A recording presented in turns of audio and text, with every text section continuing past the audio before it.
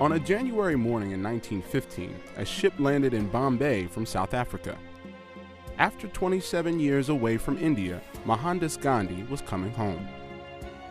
Waiting for this humble man were crowds of people who had never seen Gandhi in person, but his return held great promise for them. As a lawyer in white-ruled South Africa, Gandhi had won rights for the 75,000 Indians living there. He did this by using a new form of protest that he called satyagraha, derived from the Sanskrit words meaning truth and force.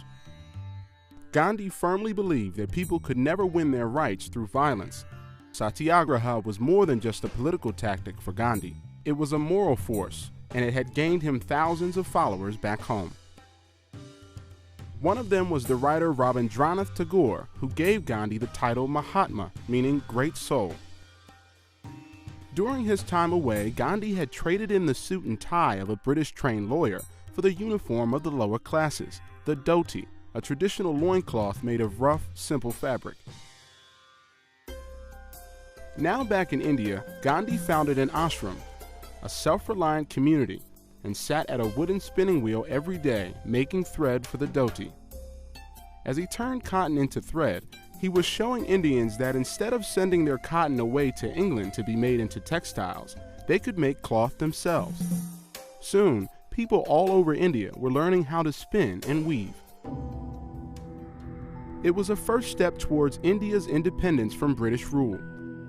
Gandhi began to travel, demanding independence for India. He held peaceful protests, willingly went to prison, and even staged hunger strikes against laws that he felt were unjust.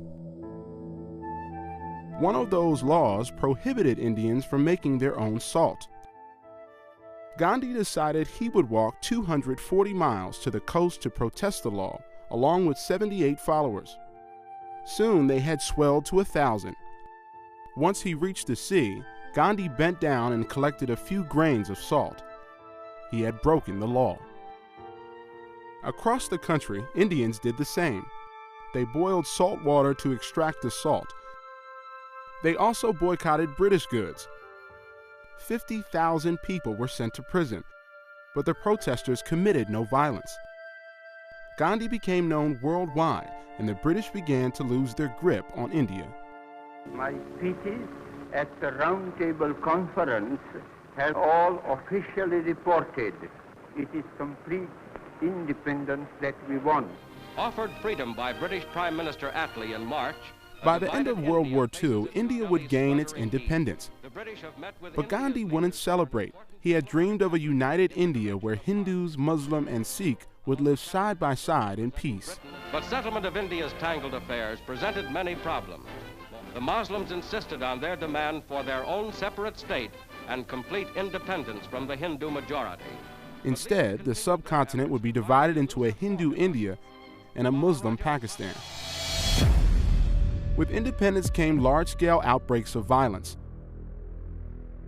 It was on January 30th, 1948, while he was praying for peace, that Gandhi was gunned down by a Hindu extremist. Despite the divisions in India, Gandhi became a symbol of truth and nonviolence throughout the world. To all South Africans, today is a day like no other before it. And since his death, others have used Gandhi's method of satyagraha to fight for peace. In Jackson, Mississippi this year, a sit-in group, including whites as well as Negroes, stoically faced a moment of grotesque violence. As Gandhi wrote in 1946, mankind has to get out of violence only through nonviolence. Hatred can be overcome only by love.